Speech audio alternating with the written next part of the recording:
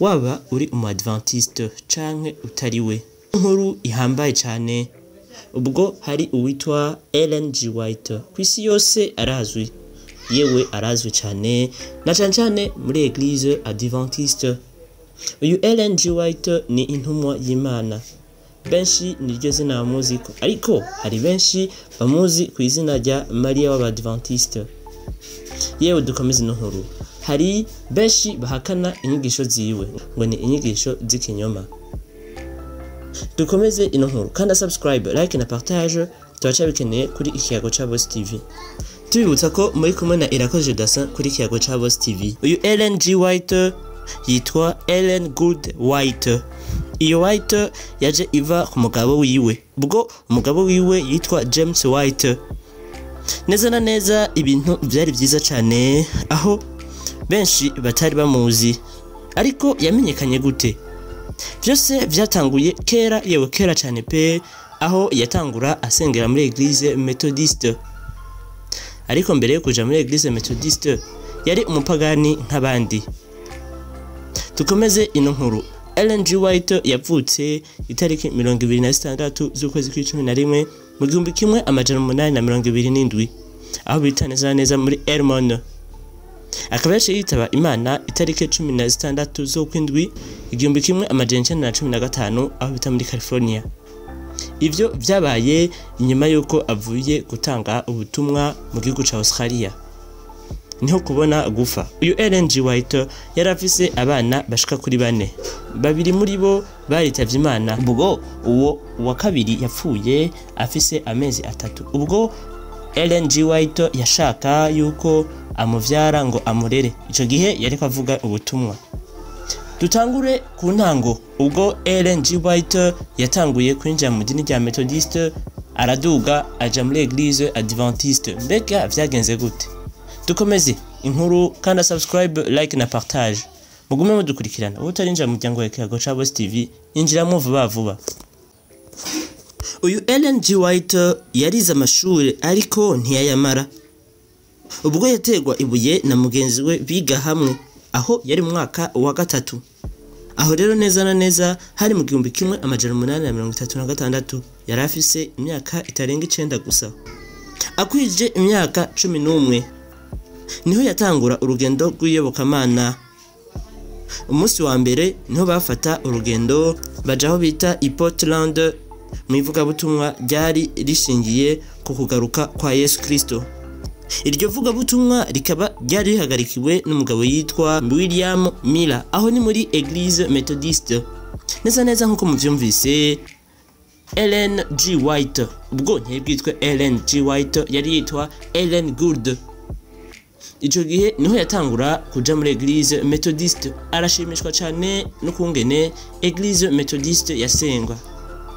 Byose byatanguye muri Methodiste, ubwo twabona Ellen G. White aja gusenga, ariko igihe kimwe Ellen G. White niho yari i Portland asenga hamwe n'abagore bagenzi we. Yumva ijwi rimuvugisha. Ubwo rero Ellen G. White niko guca yumva ijwi rimuhamagara. Muri icyo gihe yacagwa igihumura, abari aho bose baca baratangara. Niko guca bamuha akanya ngo ababwire ivyamubayeko. Ellen G. White yarahuriwe cyane, avuga ati ni ibintu bihambaye. Yaragize ubwoba, yewe ubwoba budasanzwe, kugira ngo ababwire ivyamubayeko. Ellen G. White tubabwire byinshi byari bihejeje kuvuga muri ako kanya. Nuko yumvise ijwi ry'umumarayika rivuga ati udahevye ivyaha vyawe uzopfa. James Gold White yari umugabo wa Ellen G. White. Nibo batanguje umurimo wo gucapa ibitabo mu isengero ry'Abadventiste. Dukomeze inkuru, ariko ubwo nubwo batanguje gucapa ibitabo byo muri Eglise Adventiste, sibo ho batanguje Eglise Adventiste. Yego nivyo koko, no batanguje urushengero rw'Abadventiste, ariko ntibari bonyene. Aho rero batanguje urushengero rwa Adventiste bari kumwe na Joseph Bart hamwe James White ariwe mugabo wa Ellen G. White na Ellen G. White harimo na John Andre. Aho rero neza hari muri Leta z'Ubumwe za Amerika muri Michigan. Tubibutse Ellen G. White na James White nibo batanguje urushengero rw'Abadventiste bari kumwe na Joseph Butler, John Andre. Aho ni muri Leta Zunze Ubumwe za Amerika, bose niho bavukiye. Inkuru turacayikomeza, kanda subscribe, like na partage. Turacayibutsa ni kuri Kiyago ca Boss TV. Bo tarabikora bikore vuba vuba. Inkuru irabandanya. Ellen G. White yafashwe nk'umwanditsi wa gatatu muri Leta Zunze Ubumwe za Amerika. Yanditse ibitabo byinshi kandi mu ndimi zitandukanye, yego nkuko muvyumvise. Inkuru ivuga bya Ellen G. White. Ellen G. White wewe yanditse ibitabo byinshi bihambaye. Muri ivyo bitabo harimo icitwa Gutembera Yesu, Intambara ikomeye, Ubwipfuzwa ibihe byose, Abakurambere n'abahanuzi, Abahanuzi n'abami, Inama ku mirire n'ivyo kurya, Inama zigigwa itorero, Umurimo wa Gikristo, Inyandiko za mbere, Maranatha, Bible Commentary volume y'indwi, Ubutumwa bw'abatoranijwe volume ya gatatu, Ivyakozwe n'intumwa, Igikorwa cyo gukiza, Inama ku busonga, Ivuga butumwa. Muri ivyo bitabo byinshi byaratradinze biramenyekana, ariko icamenyekanye cyane Intambara ikomeye caje ubwa mbere. Aho rero iki nico gitabo camenyekanye cyane.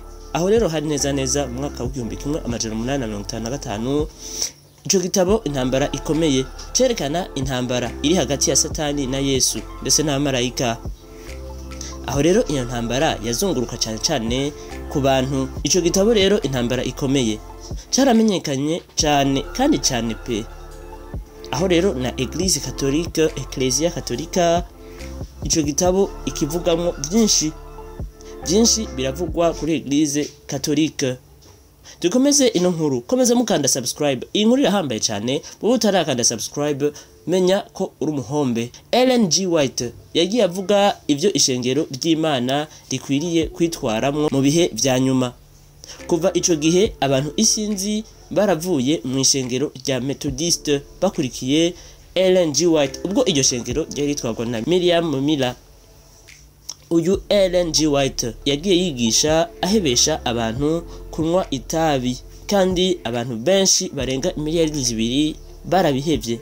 Iyi niyo nkuru ikomeza imenyekana, yatumye Ellen G. White amenyekana muri Leta Zunze Ubumwe za Amerika. Are tugaruke, amwe mu media menshi ari muri Leta Zunze Ubumwe za Amerika aravuga ati Ellen G. White mu bantu bashika 100 bo kwisi yose niwe muntu adakwiye kwibagirwa, arimwo muri abantu 100. Aho tuvuga aba president bande nabande bagiye akora ibintu yambaye, ariko na Ellen G. White muri abantu ngo ategerezwa kumenyekana, kandi ngo yakoze ibintu by'akaroruhore. Aho mu bantu 100 bamuklasamwo ko ari umuntu atibagirwa.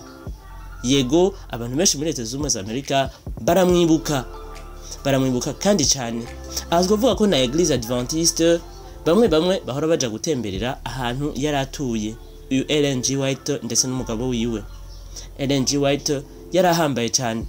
Ellen G. White yagiye avuga amajambo menshi kandi akomeye, aho yavuga ko inyuma y'iki gitabo ca Bibiliya ikindi gitabo kiyo gusomwa ni ibidukikije.